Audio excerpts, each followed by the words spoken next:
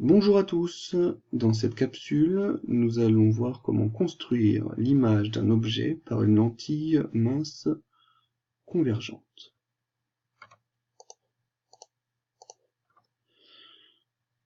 Par convention, la lumière se propage de la gauche vers la droite et est modélisée par un trait orienté.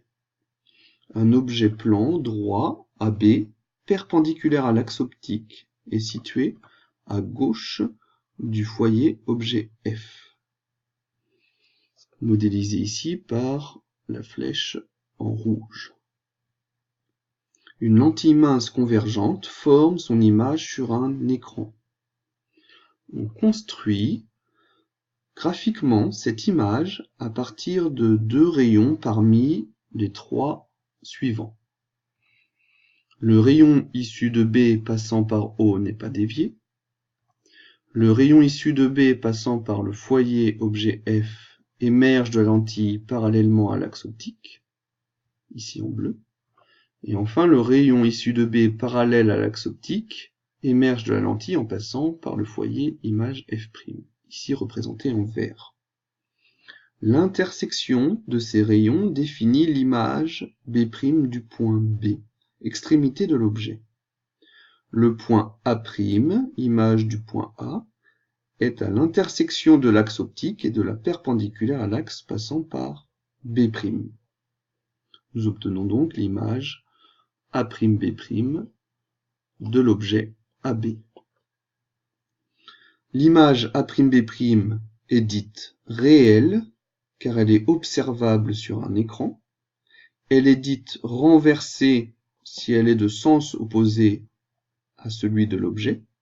C'est le cas ici, l'image est renversée par rapport à l'objet AB. Et elle est dite droite si elle est dans le même sens. On définit maintenant le grandissement.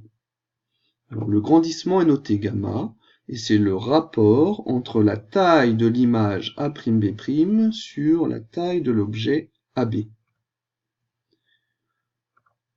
Si nous appliquons le théorème de Thalès dans le triangle OAB et dans le triangle OA'B',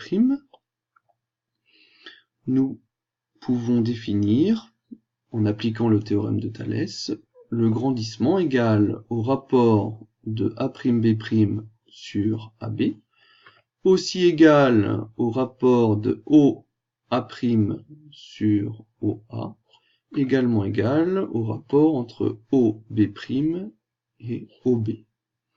Le grandissement gamma est une valeur sans unité.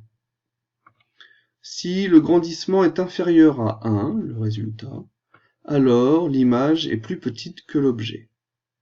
Si le grandissement est supérieur à 1, l'image est plus grande que l'objet. Merci, à bientôt.